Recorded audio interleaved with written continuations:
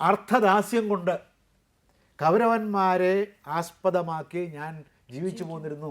എൻ്റെ ജീവിതത്തിന് അവരോട് കടപ്പാടുണ്ട് എന്ന് അദ്ദേഹം പറഞ്ഞു. അതുകൊണ്ട് ഈ സന്ദർഭത്തിൽ എനിക്ക് മാറി നിൽക്കാൻ വയ്യ. എന്താണ് വയ്യായിക? എങ്ങനെ കടപ്പാട് വരുന്നു? അദ്ദേഹം സർവ്വസൈന്യാധിപനാണ്, അദ്ദേഹം ഒരു ആചാര്യനാണ്, പഠിപ്പിക്കുന്നുണ്ട്, പഠിപ്പിക്കുന്നതിൻ്റെ പ്രതിഫലമാണ്.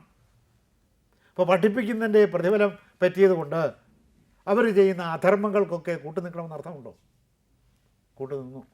കൂട്ടു നിൽക്കാൻ പാടില്ലായിരുന്നു. പിന്നെന്താ വ്യാസൻ കഥ ഇങ്ങനെ അവതരിപ്പിച്ചത്? അങ്ങനെ കൂട്ടു നിൽക്കുന്നവരാണ് അധികം. അല്ലെങ്കിൽ ഏതെങ്കിലും തരത്തിലുള്ള ഒരു യജമാന ഭീതി അവർ പോലും അറിയാതെ അവരെ ബാധിച്ചിരുന്നു എന്നാണ് അർത്ഥം. ദുര്യോധനനെ നേരിടാൻ ഭീഷ്മർ പലപ്പോഴും മടിക്കും. എന്താണ്?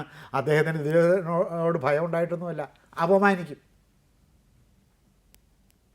ഉദ്യോഗസ്ഥന്മാരുടെ മുമ്പിൽ വെച്ച്, ദായാദന്മാരുടെ മുമ്പിൽ വെച്ച്, ബന്ധുക്കളുടെ മുമ്പിൽ വെച്ച്, ആചാര്യന്മാരുടെ മുമ്പിൽ വെച്ച്, മറ്റ് കൊട്ടാരത്തിലെ അന്തേവാസികളുടെ മുമ്പിൽ വെച്ച് അപമാനിക്കും, അനുസരിക്കാതെ പ്രവർത്തിക്കും, ശകാരിക്കും, വായിൽ തോന്നിയതൊക്കെ പറയും. അപ്പം ഈ അവമാനം സഹിക്കാനുള്ള വിഷമമാണ്. ഇത് ഭീഷ്മരുടെ ഒരു ദൗർബല്യമാണ്.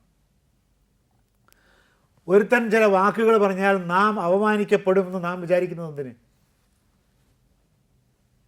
എന്തർത്ഥമാണ് അതിനുള്ളത്? എന്ത് യുക്തിശാസ്ത്രമാണ് അതിൻ്റെ പിന്നിലുള്ളത്?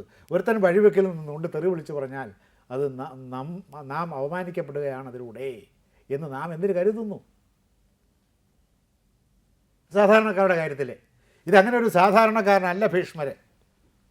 ഭീഷ്മര് സർവ്വവേദങ്ങളും അന്ന് വരെ ലോകത്ത് സുവിജ്ഞാതമായിരുന്ന എല്ലാം പഠിച്ചതിന് ശേഷമാണ് 32-ാമത്തെ വയസ്സിൽ വന്ന് യുവരാജാവായി അദ്ദേഹം അഭിഷിക്തനാവുന്നത്.